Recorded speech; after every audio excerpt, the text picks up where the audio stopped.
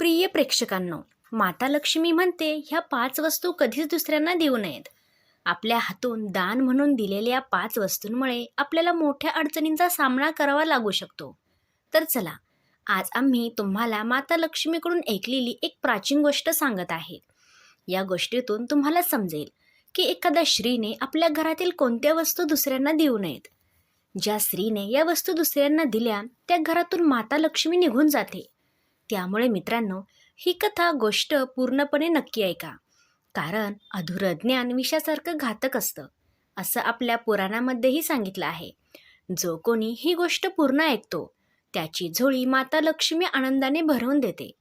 तर मग उशीर न करता तुम्हाला ती प्राचीन गोष्ट सांगते. पण त्याआधी मित्रांनो, तुम्हाला एक विनंती आहे. चॅनलवर आपण नवीन असाल तर चॅनलला सबस्क्राईब नक्की करा आणि कमेंट बॉक्समध्ये जय माता लक्ष्मी लिहायला विसरू नका, कारण मी आपल्यासाठी अशाच नवनवीन आध्यात्मिक पौराणिक माहितीपूर्ण कथा घेऊन येत असते. या कथेद्वारे आजच्या धावपळीच्या युगात आपल्याला काही आध्यात्मिक ज्ञान देऊ शकेल. माझा हा प्रामाणिक प्रयत्न आपल्याला आवडला असेल तर चॅनलला सबस्क्राईब करा. चला तर मग कथेला सुरुवात करूयात. पूर्व काळात मध्य देशात एक अतिशय सुंदर शहर होतं. त्या शहरात सुकन्या नावाची एक स्त्री होती, जी आपल्या नवऱ्या आणि सासू सासऱ्यांसोबत राहत होती. सुकन्या खूपच पतिव्रता आणि धर्मनिष्ठ स्त्री होती, जी घरकामातील कुशल होती. तिचा स्वभाव फारच दयाळू होता. ती नेहमीच इतरांची मदत करत होती. सुकन्याचा नवरा होता संजय. तो एक वैश्य होता. बाजारात अनाजाची एक त्याची दुकान होती. तिथे लोकांची गरज असलेली वस्तू विकायची. सुकन्या आपल्या नवऱ्यावर खूप प्रेम करत होती. ती त्याला देव माणूस म्हणून त्याची सेवा करत. सुकन्या रोज नवऱ्याच्या उठण्यापूर्वी उठायची, घराचं अंगण स्वच्छ करायची, मग रांगोळी काढून अंगण सजवायची. त्यानंतर घर स्वच्छ करून स्नानदान करायची, तुलसीला पाणी घालायची आणि देवी देवतांचेही पूजन करायची. असंच ती रोज आपले नित्यकर्म पार पाडायची. सुकन्येने कधीही कुणाचा अपमान केला नाही आणि सर्वांशी गोड बोलायची. मी बोलायची.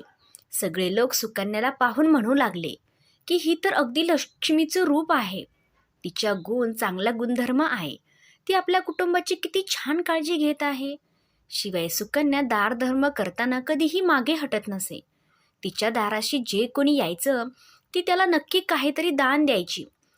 तिच्या घरातून कुणीही रिकाम्या हाताने जात नसे. जो कोणी भुका मारलेला तिच्या दाराशी येई तो पोटभर जेवूनच निघायचा. त्यामुळे तिच्या दाराशी आलेले सगळे याचक खूप आनंदाने तिला आशीर्वाद देऊनच जात असत. एवढंच नव्हे, सुकन्या तिच्या शेजाऱ्यांशी सुद्धा मदत करत असे. शेजारी जे जे गरीब आणि दुःखी लोक राहायचे त्यांनाही ती रोज जेवण देई. शेजाऱ्यांना जे काही हवे असे सुकन्या त्यांना विचारत ते देई. त्यामुळे शेजारी सुकन्याचा खूप मान सन्मान करायचे. ते म्हणायचे, अहो, ही सुकन्या तर खरी देवीच आहे. देवी अन्नपूर्णा स्वतः सुकन्याच्या हातातून जन्माला आलीये. लोक जेव्हा सुकन्याच्या कौतुकात बोलायचे तेव्हा ते तिच्याबद्दल फक्त छान गोष्टीच म्हणायचे. पण लोकांच्या गोष्टी ऐकून सुकन्याला कधीही गर्व झाला नाही. ती सगळ्यांचाच आदर करायची आणि सन्मानाने बोलायची. काय करता होती ती. मग एक दिवसाची गोष्ट आहे. सुकन्याही तिची एक शेजारी तिच्या घरी येते. सुकन्या तिचं प्रेमाने स्वागत करते आणि खूप प्रेमाने म्हणते, अरे बहीण, आमच्या घरी तुझं स्वागत आहे. आज काय कारणाने माझ्याकडे आलीयेस? काही हवं असेल तर मला सांग, मी नक्की मदत करेल. सुकन्याची शेजारी म्हणते, अरे सुकन्या बहीण, आज माझ्या घरी खूप नातेवाईक आले आहेत. त्यांच्यासाठी जेवण बनवत आहे, म्हणून तुझ्याकडे चाकला, बेलन आणि तवा मागायला आलीये. जर तू काही वेळेसाठी मला ते दिलं तर खूप कृपा होईल. काम झाल्यावर लगेच मी तुला परत देईल. सुकन्या म्हणले, अरे बहीण, यात मोठं काय आहे? सध्या मला चकला आणि बेलनाची काहीही गरज नाही, म्हणून तू माझा चकला, बेलन आणि तवा घेऊन जाऊ शकतेस. थांब, मी लगेच आणून देते. सुकन्या म्हणाली आणि रसोईत जाऊन चकला, बेलन आणि तवा घेऊन त्या शेजारणीला दिला. शेजारीण म्हणाले, अरे वा, खूप खूप धन्यवाद. आज तू माझं काम यशस्वी केलीस. मी माझ्या पाहुण्यांना जेवण करून तुझा चकला, बेलन पटकन परत करेल. सुकन्या म्हणाले, अरे काळजी करू नकोस. जेव्हा तुमचं काम पूर्ण होईल तेव्हा मला परत दे. मग ती शेजारीण सुकन्याला चकला, बेलन आणि तवा घेऊन निघून जाते. काही वेळानंतर दुसरी एक स्त्री सुकन्याच्या घरी येते. सुकन्या तिचं प्रेमाने स्वागत करते आणि विचारते, या, आज मी तुम्हाला माझ्याकडून काय हवंय? संकोच करू नका, सांगा, तुम्हाला जे काही पाहिजे ते मी नक्कीच तुम्हाला मदत करेन. सुकन्या म्हणाली, बहीण, माझ्या घरी फारच घाण झाली आहे आणि आज सकाळी माझ्या मुलाने खेळताना माझा झाडू तोडला, म्हणून मला तुझा झाडू हवा होता, कारण माझ्या घरची साफसफाई करायची आहे. काहीच जवळ नाही, म्हणून मी तुझ्याकडे झाडू मागायला आली आहे. जर तुला काही अडचण नसेल तर कृपया मला तुझी घरची झाडू दे. मी माझं घर साफ करून झाडू परत आणून देईल. सुकन्यानं विचारात म्हणते, अरे बहीण, झाडू आहे तर काय अडचण? थांब, मी लगेच माझ्या घराची झाडून घेऊन येते. इतकं म्हणत सुकन्या घरात जाऊन झाडू घेऊन येते आणि त्या स्त्रीला देते. ती स्त्री सुकन्याच्या घरची झाडू घेऊन निघून जाते. काही वेळाने दुसरी एक स्त्री सुकन्याच्या घरावर येते. तीही तिला खूप प्रेमाने स्वागत करते. सुकन्या म्हणते, या, काय सांगशील? आज माझ्या घरी कुठल्या कारणाने आला आहात तुम्ही? जे काही पाहिजे ते न घाबरता सांगा, मी नक्कीच तुम्हाला मदत करेल. मग ती स्त्री म्हणते, अरे सुकन्या, तू खूप दयाळू आहेस. तुझ्याबद्दल खूप ऐकलंय आणि तू सगळ्यांना मदत करत असतेस, म्हणूनच तुला थोडीशी मदत मागायला आली आहे. सुकन्या म्हणते, अरे काही संकोच करू नका बहिणाबाई, संकोच करू नका. जे काही पाहिजे ते सांगा. माझ्या हातात असेल तर मी नक्की देईल. मी नक्कीच तुमची मदत करेल. मग ती स्त्री म्हणाली, अरे सुकन्या, आज माझ्या मुलीला पाहायला मुलगा येणार आहे, म्हणून मला खूप काळजी वाटतेय. माझ्याकडे घालायला एकही दागिना नाही, तर मी माझ्या मुलीला काय देईल? ताज्या चांगल्या कपड्याही नाहीत तिच्याजवळ, म्हणून कृपया मला थोडे दागिने आणि कपडे कर्जाने दे, फक्त एका दिवसासाठी. मुलगा पाहून गेल्यावर मी नक्कीच तुझे दागिने परत करेल. ही शेजारीची गोष्ट ऐकून सुकन्या म्हणाली, अरे बहिणी, इतकीच गोष्ट आहे का? काळजी नको करू. तुझ्या मुलीला मी माझ्या लहान बहिणीसारखीच आहे. तिची मी नक्कीच मदत करेल. आता तुला माझे दागिने आणि साडी देते, ज्यात तुला तुझी मुलगी राणीसारखी दिसेल.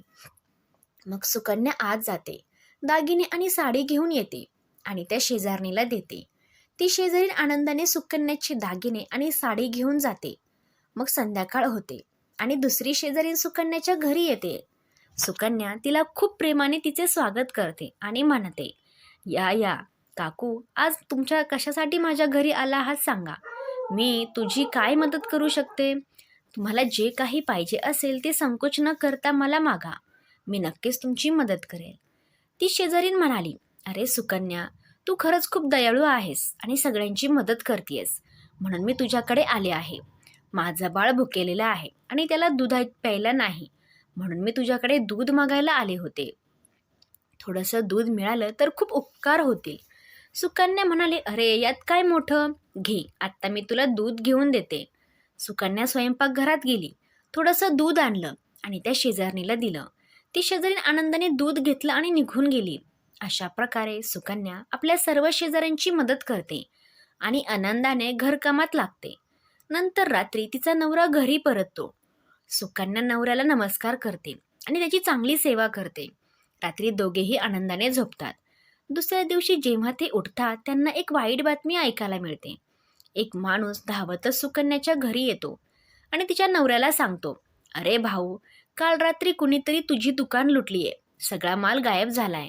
सुकन्याचा नवरा अचानक घाबरतो आणि धावत तो दुकानात जातो. पाहतो तर त्याचा सारा माल कुणीतरी लुटून नेला आहे. तो पाहतो की दुकानात ठेवलेलं सगळं धन पण चोरी गेलंय. तो दुःखी आणि निराश होऊन घरी परततो आणि सुकन्याला सगळं काही सांगतो. ते ऐकून सुकन्या खूप दुःखी होते. सुकन्या म्हणते, तुम्ही काहीही काळजी करू नका. आपल्या घरी अजून बराच पैसा आहे, ज्याने तुम्ही पुन्हा व्यापार सुरू करू शकता. मग सुकन्या तिजोरीकडे पाहते, पण ती पूर्णपणे रिकामी दिसते. तिच्यातलं सगळं माल पण आता चोरीला गेला होता. हे पाहून सुकन्या तर फार दुःखी होते. समजत नसते हे कसं झालं. सुकन्याचा नवरा तिच्यावर खूप रागवतो आणि विचारतो, सुकन्या, खरं सांग, आपल्या घरात ठेवलेला सगळा पैसा कुठे गेला? सुकन्या म्हणते, हे स्वामी, मी तर घरातच होते.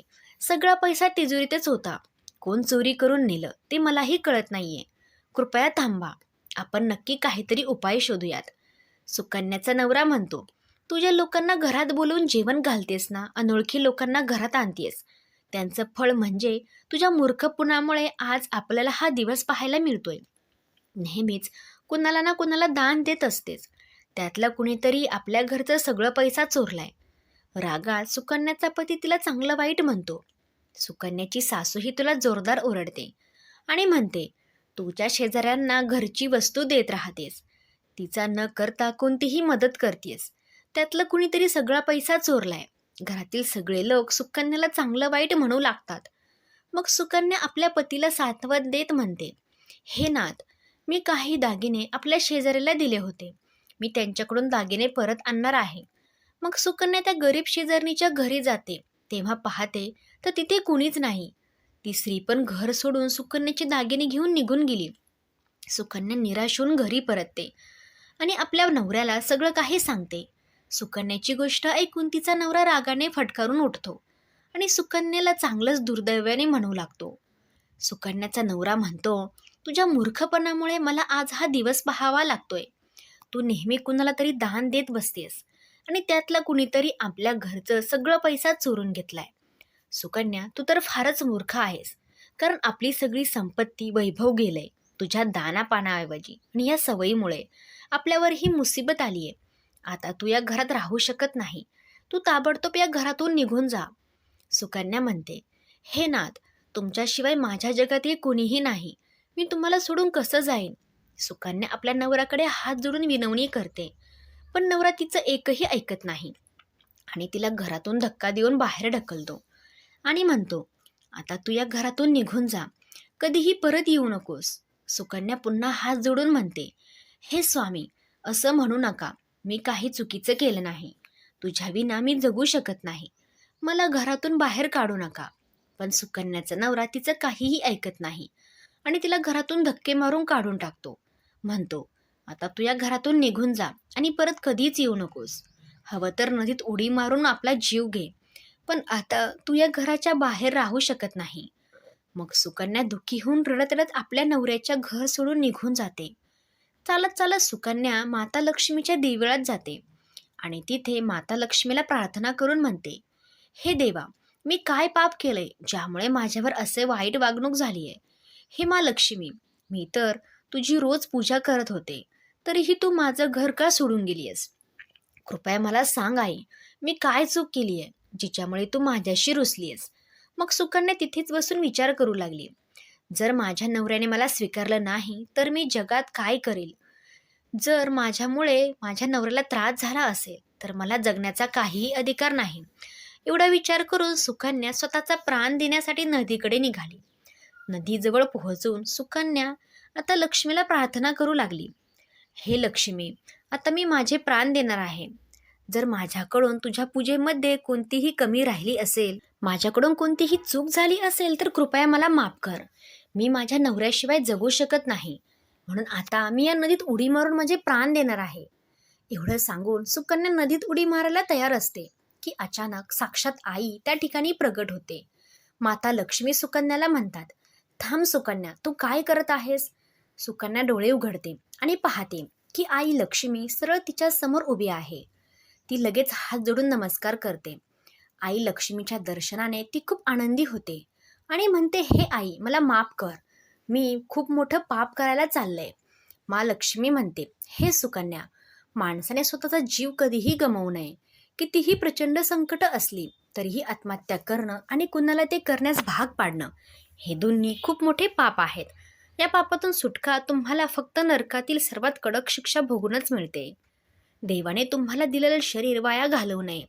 सुकन्या म्हणाले, हे आई, मी मजबूर आहे. माझ्या पतीने मला सोडून दिलंय. माझ्यामुळेच माझ्या घरात सगळं काही लुटलंय. म्हणूनच माझा पती मला सोडून गेला आहे. पण मी माझ्या पतीला सोडून जगू शकत नाही. मला जबरदस्तीने माझं प्राण द्यावं लागत आहे. कारण हे सुकन्या, मला सगळं माहीत आहे आणि मला हेही माहीत आहे की तुझ्या नवऱ्याने तुला का सोडलं. हे सगळं तुझ्या चुकीमुळेच झालंय. तू अंजनाने काही अशा वस्तू दान केल्या होत्या ज्यामुळे मला तुझं घर सोडावं लागलं. ज्या स्त्रिया त्यांच्या घरातील अशा वस्तू इतरांना देतात त्यांच्या घरात माझं वास्तव्य होत नाही. मी त्या वस्तूंसोबतच त्यांचं घर सोडून जाते. हे आई, ती कोणती वस्तू आहे? कृपया मला सांगा. मी कोणती वस्तू दान केली, ज्यामुळे तू माझं घर सोडलंयस? त्याचं कारण काय होतं? देवी लक्ष्मी म्हणते, अरे मुलगी, आता नीट ऐक. मी तुला त्या गोष्टी सांगते, ज्या कोणत्याही स्त्रीने दुसऱ्यांना देऊ नयेत. या गोष्टी दान केल्यावर मी त्या घरातून निघून जाते. अरे सुकन्या, तुझी सगळ्यात पहिली चूक होती की तुझ्या घरातली चकला बेलन आणि तवा दान केलंस. कोणत्याही दुसऱ्या स्त्रीला आपल्या घरचं चकला बेलन आणि तवा कधीही देऊ नयेत. स्वयंपाकघरात या वस्तूचं फार महत्त्व असतं. तुझ्या घरात या वस्तूची पवित्रता कायम राहावी, बनी राहायला हवी. अशाच वस्तूंपासून तुझ्या पूजा घरातील देवाला प्रसाद तयार केला जातो. त्यामुळे या वस्तू नेहमी स्वच्छ आणि शुद्ध ठेवायला हव्यात. दुसऱ्यांना दिल्यावर त्या वस्तू अपवित्र होऊ शकतात आणि मग त्यांचा वापर करणे अशुभ ठरते. हे सुकन्या, तू आपल्या स्वयंपाकघरातील चकला बेलन आणि तवा आपल्या शेजारणीला दिलं. ही तुझी पहिली चूक होती, ज्यामुळे तू दरिद्र्याची शिकार झालीस. आता दुसऱ्या वस्तूबाबत ऐक. तू आपल्या शेजारी घरात ठेवलेला झाडू दिलास, जिथे माझं कायम वास्तव्य असतं. ती वस्तू जी मला सगळ्यात जास्त प्रिय आहे. जर तुम्ही ती गोष्ट दुसऱ्याला दिली तर मग तुमची घरी मी कशी राहणार? जी स्त्री आपल्या घरची झाडं दुसऱ्यांना देते, मी तिचं घर सोडते. त्यामुळे तुमच्या नवऱ्याची दुकान चोरांनी लुटून नेली. झाडूने घर स्वच्छ करतात आणि जिथे स्वच्छता असते तिथं माझं वास्तव्य कायम असतं, लक्षात ठेव. घरात झाडू नेहमी लपवून ठेवावी लागते. झाडूवर बाहेरच्या माणसांचा डोळा जाऊ नये. झाडू एक अतिशय पवित्र वस्तू आहे. त्याला पाय लावू नये आणि त्याची कधीही विष्ठा किंवा इतर प्रकारची घाण सफाई करू नये. करायला पाहिजे असं म्हणतात. माता लक्ष्मी पुन्हा म्हणते, सुकन्या, आता तिसऱ्या गोष्टीबाबत ऐक. ज्या स्त्रीने कधीही इतर स्त्रियांचं देऊ नयेत, ती म्हणजे संध्याकाळ घरातले मीठ, पीठ, दूध आणि ताक. असं केल्याने घरात अन्नधान्याची टंचाई होते. घरात दारिद्र्यपणा येतो. आता एक तुझी चौथी मोठी चूक म्हणजे स्वतःचे दागिने इतर स्त्रियांना घालण्यात देणे. लक्षात ठेव, स्त्रीने स्वतःचे दागिने कधीही दुसऱ्या स्त्रीला देऊ नयेत. स्त्रीच्या 16 श्रृंगारात दागिन्यांचं फार महत्त्व असतं. एक विवाहित स्त्रीने आपली दागिने कधीही दुसऱ्या स्त्रीला घालायला द्यायला नकोत. जी स्त्री आपले दागिने दुसऱ्या स्त्रीला देते त्या स्त्रीच्या घरात नेहमी नवरा बायकोत भांडण होते. माझ्या रागामुळेच तुझी शेजारीन तुझे दागिने घेऊन दुसऱ्या गावाला गेली. हे सुकन्या, आता मी तुला तुझ्या 5व्या आणि शेवटच्या चुकीबद्दल सांगते. ती म्हणजे दुसऱ्या दिवशी सकाळी तू दूध दान केलंस. दूध विकणं केवळ आणि दूध दान करणं वेगळं असतं. असं करून तू सकाळी सकाळी दान दिल्यामुळे स्वतःवर मोठी मुसीबत आणली आहे. या कारणाने तुमच्या घरातील तिजोरीची ठेवलेले दागिने चोरी गेले. माणसाने चांगल्या गोष्टीचं दान केलं तर पुण्यवान होते, पण काही अशा वस्तू असतात ज्या आपण कधीच दान करायला नकोत. अशा वस्तू दान केल्यावर आयुष्यात वाईट काळ येतो आणि सगळ्यात चुकलेल्या गोष्टींचं दान करून माझ्या वाक्याच्या नजरेचा अनुभव घेतला जातो. सुकन्या म्हणाली, हे आई लक्ष्मी, मी खूप मोठी चूक केली. मला याबाबत काहीही माहिती नव्हती. कृपया मला माफ करा आणि आता मला प्रायश्चित्त कसं करायचं ते सांग. देवी लक्ष्मी म्हणाल्या, हे सुकन्या, तू प्रायश्चित्त आधीच केलं आहेस. जे दुःख तुला सहन करावं लागतं ते तुझी शिक्षा होती. आता मी तुला तुझे चांगले कर्मामुळे माफ करते. म्हणून आता तू आपल्या घरी परत जा. मी तुला तुझं संपूर्ण वैभव आणि संपत्ती परत देते. एवढं सांगून आई लक्ष्मी त्या ठिकाणाहून निघून जाते. मग सुकन्या आई लक्ष्मीला धन्यवाद देते आणि त्या ठिकाणाहून घरी जाण्यास सुरुवात करते. त्यावेळी तिचा नवरा तिला शोधत तिकडेच येत असतो. तो सुकन्या जवळ येऊन माफी मागतो आणि म्हणतो, हे सुकन्या, मला माफ कर. मी तुला खूप काही चांगलं वाईट दोन्ही बोललो. तू तर साऱ्या अर्थाने देवीसारखी आहेस. आई लक्ष्मी कृपेने आपलं सगळं धनवैभव परत मिळालं आहे.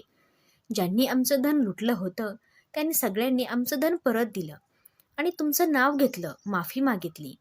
हे ऐकून सुकन्या खूप आनंदी झाली आणि आपल्या नवऱ्याबरोबर घरी परतली. माता लक्ष्मीच्या कृपेने सुकन्याच्या घरात पुन्हा सुखसमृद्धी आली. त्यानंतर सुकन्याने आपल्या घरातील ही 4 गोष्ट कधीच इतरांना दिल्या नाहीत.